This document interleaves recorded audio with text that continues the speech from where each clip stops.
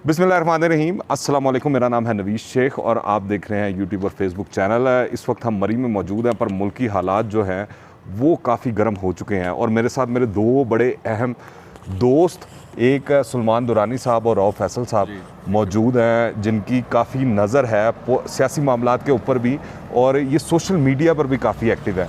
तो इनसे जानते हैं आज तो की सबसे बड़ी जो खबर है वो तो श्री मज़ारी साहिबा की गिरफ़्तारी और उसके बाद मौजज़ाना तौर पर उनकी रिहाई।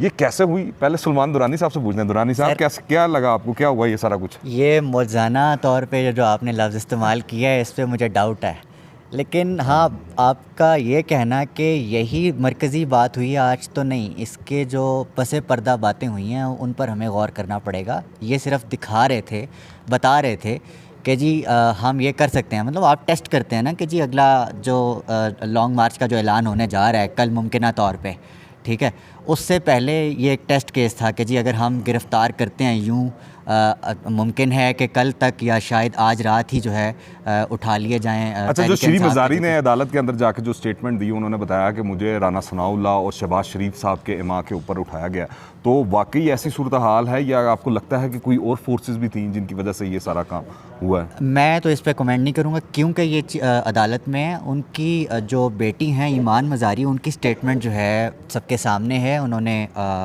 इस पे तो कोई अब मैं क्या लफाजी नहीं कर सकता। उन्होंने सीधा आर्मी चीफ़ पर इल्ज़ाम लगाया कि ये उन्हीं की एमा पर हुआ है, तो ये उनकी राय हो सकती है, लेकिन इस मामले पे मेरा नहीं ख्याल कि उस तरह से, चूँकि आपको भी पता है कि जो गवर्नमेंट है इस वक्त, राना सनाउल्लाह स्पेशली, ये इस वक्त रिवेंज की सियासत पे जो है वो उतरे हुए हैं, आए हुए हैं। वो तो सुलेमान भाई वो तो ट्वीटे कर रहे हैं, हम तो फंस गए हैं, वो तो जान छुड़ाना चाह रहे हैं। हाँ नहीं, वो तो ठीक है, लेकिन अब मुझे ये बताएं ना शेख साहब, आपके पास अगर कोई ऑप्शन नहीं बचता, तो फिर सिर्फ एक बात रह जाती है, तशद्दुद की सियासत। अच्छा राव साहब, मैं आपसे जानना चाहूँगा, ये सुलेमान भाई दीजिएगा, ये जिस तरह सुलेमान भाई ने जिक्र किया है कि टेस्टिंग हो रही है शायद कोई, तो टेस्टिंग क्या पीटीआई की तरफ से नहीं वो की जा रही थी? वो भी थोड़ी सी लाइन क्रॉस करने की कोशिश कर रहे थे। इस तरह की बातें, स्टेटमेंट्स, ट्वीट्स हमारे सामने हैं। देखें, इसमें कोई दो राय नहीं है कि जो अब माहौल बन चुका है ये खाना जंगी की तरफ भी जा सकता है। ये माहौल इतना टेंस हो चुका है, तो ऐसे माहौल में एक दूसरे को टेस्ट तो किया जाएगा। और श्री मज़ारी साहिबा की जो ट्वीट्स हैं उनका ताल्लुक किसी तौर पे भी अगर देखा जाए कि श्री मज़ारी को क्यों गिरफ़्तार किया गया, आई डोंट थिंक कि उनकी गिरफ़्तारी से किसी तौर पे भी मुस्लिम लीग नून को कोई किसी किस्म का कोई फ़ायदा या नुकसान हो सकता है।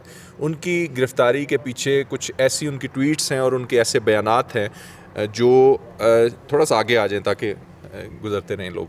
तो उनके कुछ ऐसे बयानात हैं जो बहुत ही ज़्यादा, जिसको कहें कि कंट्रोवर्शियल बयानात हैं।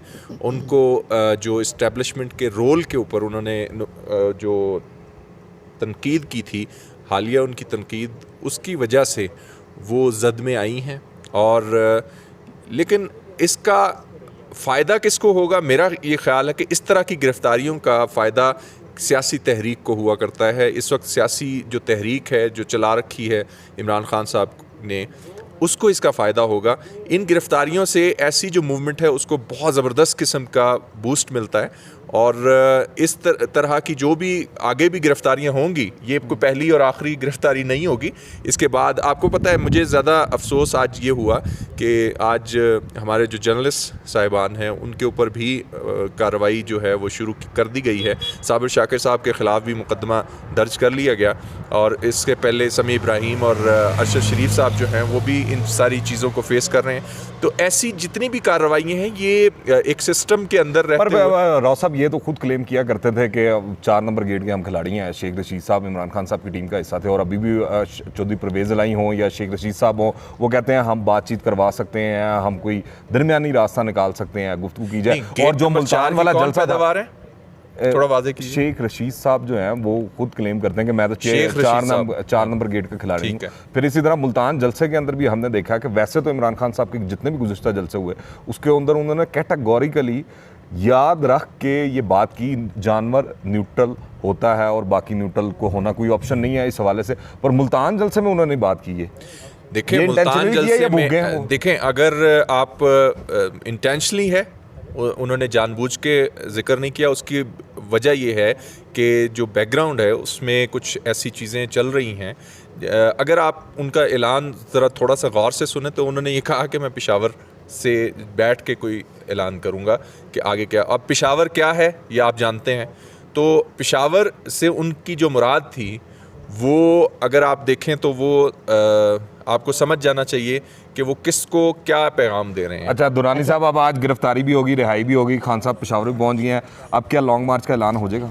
मुमकिन तौर पे कल इतलात आ रही हैं कि कल खान साहब जो है इस चीज़ का ऐलान कर देंगे। मैं आपकी बात का जवाब दे दूं, चूँकि आपके ही लाइन लेने वाले जो सहाफ़ी हैं वो ये चीज़ सहाफ़ी तो रिपोर्ट कर रहे होते हैं जो चीज़ें हो रही थी, लाइन तो कोई भी नहीं लेता। अच्छा चले ठीक है, न्यूट्रल नहीं होता, न्यूट्रल सिर्फ जानवर होता है। तो वो लोग ये क्यास फैलाने की कोशिश कर रहे हैं कि खान साहब की जो बैक द डोर जो वो एक पूरी चल रही हैं मुलाकातें और जो बातें चल रही हैं, तो वो किसी किस्म के कॉम्प्रोमाइज़ का हिस्सा है, मेरा नहीं ख्याल।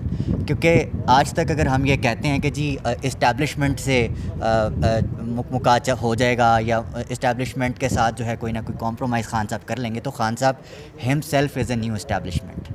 अब खान साहब के साथ सेटलमेंट करने की ज़रूरत है। ये बहुत बड़ा क्लेम कर रहे हैं कि इस खान साहब himself is a new establishment, क्योंकि हमको ये चीज़ भी जहन में रखनी चाहिए। मेरे ख्याल से इसमें मेरा ओपिनियन है, वो आप एग्री करें या ना करें आपका राइट है, पर पॉलिटिकल रियलिटी ये है कि आप वो चाहे वो दावड़ साहब हैं या दीगर छोटी जमातें जो एक सीटों वाली भी हैं, वो भी एक पॉलिटिकल रियलिटी है, वो मुल्क के अंदर से ख़त्म नहीं की जा सकती। और पार्लिमानी सियासत के अंदर किसी की कभी पोजीशन बेहतर हो जाती है, किसी की कम हो जाती है, पर यह है कि आप पॉलिटिकली उनको बिल्कुल वॉश आउट नहीं कर सकते हैं। नहीं, वो बिल्कुल वॉश आउट नहीं हो सकती, वो मैं ये नहीं कह रहा। उनकी बात अगर आपने गौर किया हो तो इसमें क्या हर्ज है कि अगर अवाम के जो नुमाइंदे हैं वो इस्टेब्लिशमेंट बन जाएं।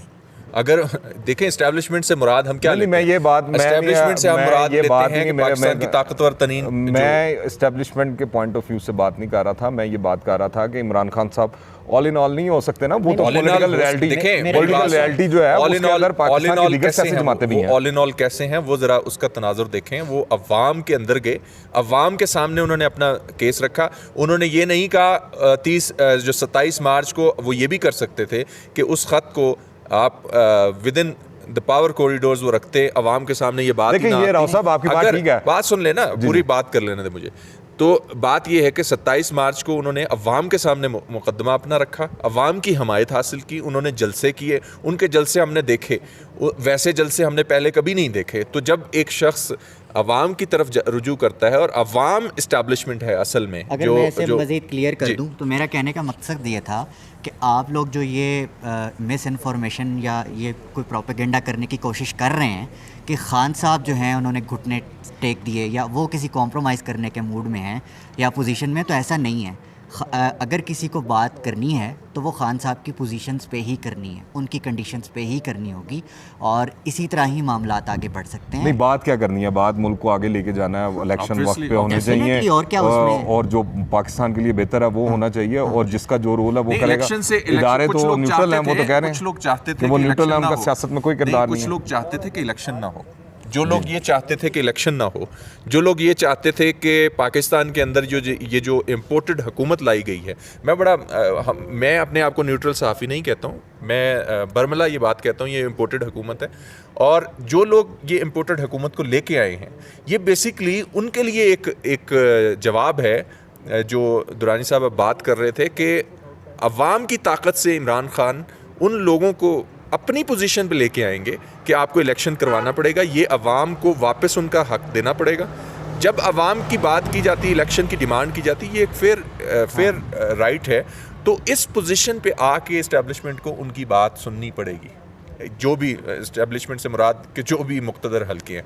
तो और फिर बाकी जहाँ तक आप बात जो कर रहे हैं ठीक है, वो मुक्तदर हल्के हैं, पर अगर टेक्निकली देखा जाए तो ये उनका काम तो नहीं है इलेक्शन करवाना, ये तो पार्लियामेंट के थ्रू होना है, अबूरी हुकूमत बननी है और उसके बाद आगे काम चलने हैं। हाँ। खान साहब को सियासी फोर्सेस या उनके साथ मिलकर बैठना पड़ेगा और उनके साथ बात करनी पड़ेगी, तो ये चीज़ें आगे चलेंगी। जी बिल्कुल, अब जिस तरह जो इंटरम सेटअप आएगा, के साथ बैठना पड़ेगा लोगों को, जो बात करनी पड़ेगी वो डेफिनेटली जितनी पॉलिटिकल पार्टीज है, खान साहब को भी बैठना पड़ेगा। आप कान यहाँ से पकड़ लें या वहाँ से पकड़ लें, टेबल पे तो सारे इकट्ठे बैठेंगे। लेकिन आप बिल्कुल वो उसको वॉश आउट नहीं कर सकते। जो राना सनाउल्लाह की आज की ट्वीट है वो बरमला इस चीज़ का इजहार कर रहे हैं कि हम अब वो क्या हमारी ट्वीट है ज़रा बता दें ताकि लोगों को पता लगे। मतलब अब वो ये कहना चाह रहे हैं कि आप हमारी नैपियाँ चेंज करें, कोई आए हमें जो है वो करे, जो नहीं कर रहा आप सपोर्ट नहीं, अब कॉलें भी नहीं उठाई जा रही, ये तक नौबत आ गई है। शहबाज शरीफ साहब कॉल करते हैं, आगे से कॉल नहीं रिसीव होती, तो वो कहते हैं अगर ऐसा ही है तो फिर हम अब आवाम से रुजू करेंगे। क्या मतलब हुआ इसका? मतलब नहीं, मैं है ये कि आपसे हमारे हाथ में मैं कुछ आपसे नहीं यही है। बात कर रहा सर, राना हूँ कि सनाउल्लाह- आप इस सारे सिनेरियो के अंदर, ठीक है इमरान खान साहब की बड़ी पॉपुलैरिटी होगी, वो 2/3 मेजॉरिटी क्या 90-80% वोट ले सकते हैं, पर इस मुल्क के अंदर 100% वोट नहीं ले सकते इमरान खान साहब, क्योंकि बाकी सियासी जमातें भी पॉलिटिकल रियलिटीज़ है, वो चाहे नून लीग है, चाहे पीपल्स पार्टी है, या जमीयत उलमा इस्लाम है, या दीगर सियासी लसानी छोटी मजहबी जमातें हैं, वो भी एग्जिस्ट करती हैं, और उनकी भी राय उतनी अहमियत है जितनी खान साहब की है, दीगर जमातों की है। शेख साहब, जिस दिन ये जो साजिश वाला मामला, इसके ऊपर जुडिशल कमीशन बनेगा, तो आप क्या समझते हैं कि ये जो इसके आलाकार बने हैं इस इम्पोर्टेड हुकूमत को लाने वाले, और जो जिनको फ़ायदा हुआ है, जो इस साजिश का हिस्सा बने हैं, क्या वो अब पॉलिटिकल उनको मान लिया जाएगा कि ये पॉलिटिकल फोर्स हैं? आई डोंट थिंक कि अवाम के सामने देखिए ये बात जो है ना आप क्लेम कर सकते हैं, ना मैं क्लेम कर सकता हूँ, ये अवाम ने क्लेम करना है और अवाम ने बताना है वोट के जरिए, और जो लोग जाएंगे सामने तब पता लगेगा। क्लेम कर और दिया ये जब अवाम ने एक शख्स को उतार के बाहर फेंक दिया गया, लोग डिसेट हुए हैं और 20 सीटों पर अगर जिमनी इलेक्शन होता है, दोबारा एक शख्स को दोबारा इलेक्शन होता है, एक शख्स को वजारत तो उसमें पता लग जाएगा कि किसकी पॉपुलैरिटी है और किसकी नहीं है। एक तो आप मुझे ये बताएं कि ये जो आप 25 सीटों पे, जिसको आप 20 बना के बैठे हुए हैं, 25 पे अगर इलेक्शन होता है, 25 पे नहीं होगा, मैं आपको थोड़ी तस्दीक कर दूं कि 20 सीटों पे होगा, 25 पे इस वजह से नहीं होगा कि जो 5 थी रिजर्व सीट थी। ठीक है, क्या वो ये नौबत आएगी? आप अभी भी वो ख्वाब देख रहे हैं कि जी ये कल पता लगेगा, कल जो होगा सारा कुछ पंजाब असम्बली में, तो देखेंगे कि परवेज इलाही साहब किस तरफ मामलात लेके जाते हैं। ये ना हो कि कोई दोबारा हमला हो जाए और वो फिर दोबारा वो आहें और सिस्कियों के साथ दवाएं दे रहे हो किसी को, जो हमला करने वाले, जिस तरह पहले उनकी लगी 40 से बाद, क्या पता बाद में फिर दोबारा। मैं तो हैरान इस चीज पे हूं कि कुछ लोग जो हैं इस बात को भूल जाते हैं कि हमला करने वाले कौन थे। आप जरा ये देखें कि आज नौबत ये आ चुकी है कि हमारे जो सहाफ़ी हजरात हैं वो ये भूल रहे हैं कि हमला किसने किया था, क्या वो आईनी अमल था जो हमला करने वाले। आपको पता है कि पार्लियामेंट के अंदर घुसना कितना एक बहुत बड़ी तौहीन। अच्छा, यही इल्जाम जो उनके मुखालफीन है वो भी लगाते हैं, और क्या इल्जाम लगाते हैं जनाब? कि परवेज इलाही साहब जो है, परवेज इलाही साहब ने नहीं थे, पार्लियामान के अंदर बुलाया जाता, पार्लियामान को भी लेकर आए, पार्लियामान के उसके बाद वो थम्स अप भी करते रहे। ये सारा मुकदमा पार्लियामान की कमेटी बनाते, उसके सामने रखते और ये सारी बातें वहां पे करते। अगर आप वहां पे चढ़ाई कर देते हैं और आप जैसे सहाफी जो इस बात को सपोर्ट करेंगे, तो या इस बात को दरगुजर करेंगे, मैं दोनों साइडें बयान कर रहा हूं, दोनों साइडें बयान कर रहा हूं, दोनों बातें बयान कर रहा हूं कि परवेज इलाही साहब की तो बात कर रहे हैं, जो मुखालफीन है वो उनका भी इल्जाम है कि वो भी बंदे लेकर आए थे, वो भी बंदे लेकर आए थे, और उन्होंने वहां पे सारा मामला हुआ, और अपनी वहां पे फोर्स जमाई। स्पीकर थे, आपने कभी किसी शख्स ने, किसी सहाफी ने उठ के ये बात कही कि ये कितना बड़ा गैर पार्लियामानी। अच्छा, जो डिप्टी स्पीकर के बाल नोचे गए थे, ठीक था? जो रियलिटी है ना, बहुत गलत था, रियलिटी को आप तस्लीम कर बहुत गलत था। ब्रॉयलर जो मुर्गी होती है उसकी उम्र 40 दिन होती है। अच्छा, अब इसी बात में मेरे ख्याल से इस वीलॉग का इख्तिताम करते हैं। उसकी वजह यह है कि इस सर्द मौसम में भी यहाँ पर गर्मी क्रिएट हो चुकी है, लाहौर वाला मौसम या इस्लामाबाद वाला मौसम यहाँ मरी में ना बन जाए। तो इंशाल्लाह आपसे दोबारा फिर मुलाकात होती है। आप क्या राय रखते हैं नीचे कमेंट्स में लाजमी बताइएगा। दुआ में याद रखें। अंटिल द नेक्स्ट टाइम, अल्लाह हाफिज़।